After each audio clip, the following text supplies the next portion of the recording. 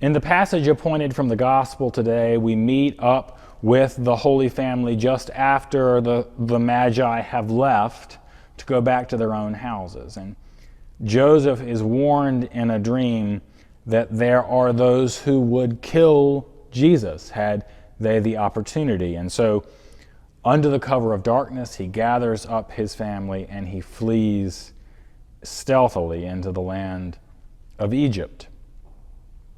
Egypt had long been a place that Jewish folk would seek refuge when they needed to get away from bits and parts of their homeland. By the time of Jesus' birth, indeed, the Romans were also in charge of Egypt, just like they were all of Palestine, but Egypt wasn't under the direct control of Herod, and it was Herod who was the real problem for Jesus, not the Roman government as a whole.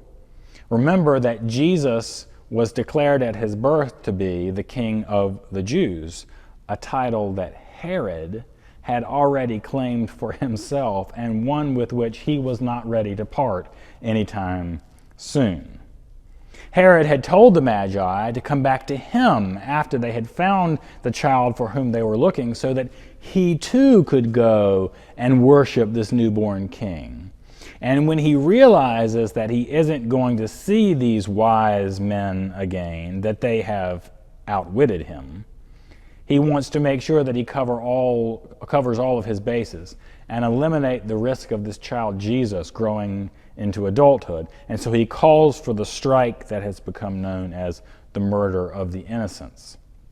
Herod deals a crushing blow to this tiny community of Bethlehem. In Herod's wake is nothing but death. Marcus Borg reminds us in his book, The First Christmas, that from the very outset, the clash between the world's systems of domination and death stand in opposition to the new way of life, of peace, promised in this child, Jesus.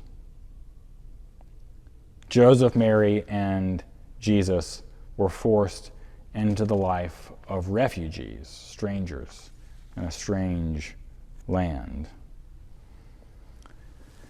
The pilgrims who traveled with me back in 2019 to Egypt visited a church in Cairo where the locals there have remembered for millennia the Holy Family resting on their sojourn in Egypt. Indeed, there's this whole trail of pilgrim churches throughout Egypt that preserve this same memory.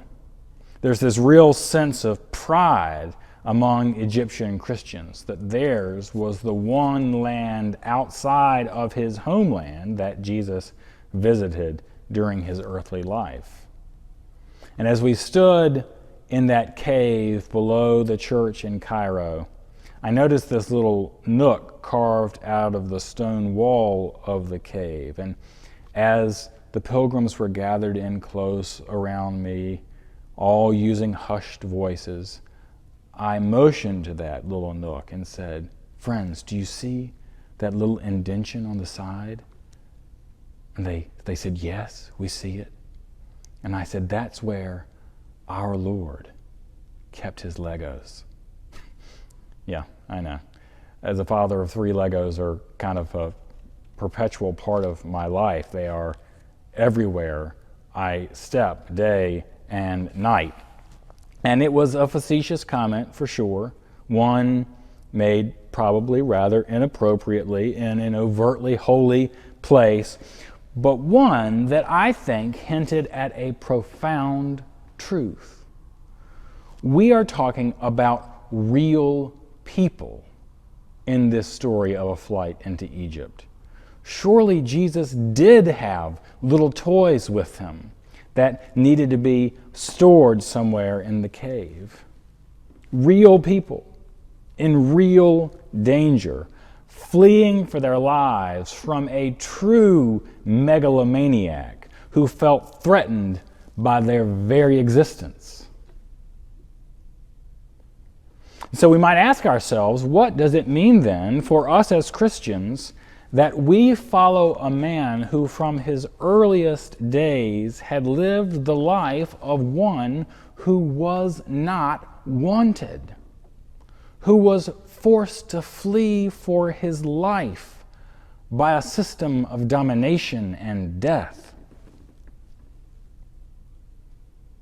With all the grandeur that surrounds us, like at that brief moment in the crib when Jesus was surrounded with gold and frankincense and myrrh and the singing of angels, we might be tempted too ourselves this day to lose sight of what we are really about.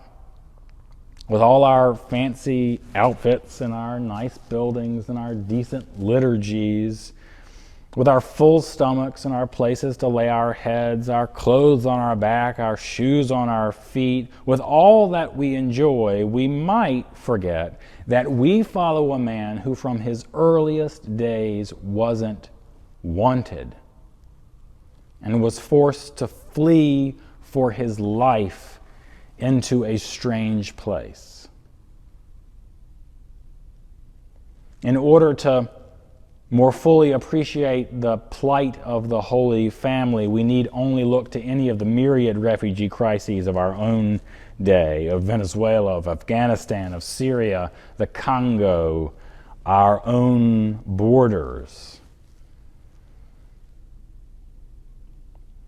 Howard Thurman wrote many years ago, "I seek a gracious spirit in dealing with the injustices of this world. This I do not confuse with softness or fear or cowardice or sentimentality. I must know clearly the evilness of evil and recognize it for what it is, stark, brutal, terrifying. I must oppose it, place the full weight of whatever forces I have thoroughly against it. At the same time," he writes, "I cannot escape the fact that every judgment is a self-judgment, that even as I resist evil, I share the guilt of evil. It is this sense of sharing the guilt of evil that should inspire the gracious spirit in dealing with injustice. It is out of the depth of my own imperfection that I dare seek the gracious spirit, and I wait in the presence of God this day."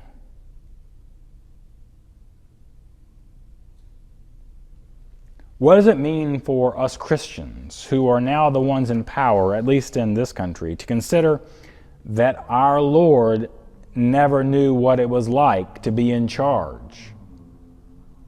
What does it mean for Christians in the 21st century to be in the places of influence? What does it mean for us, who were once the outcasts, the unwanted, and the refugees, to be the ones who are deciding who are the new outcasts, unwanted, and new refugees? As powerful Christians, itself an oxymoron, we are called to recognize, as Thurman puts it, the evilness of evil, and to name it for what it is, and to then throw, as Thurman says, the full weight of whatever forces we have thoroughly against it. Complacency or inaction are simply collusion with wrong. And so we ask ourselves, will we be Herod's friends, or will we be Jesus' friends? It's the particular choice of Christians today just as much as it was the choice of those Egyptians who took in that refugee family from Bethlehem.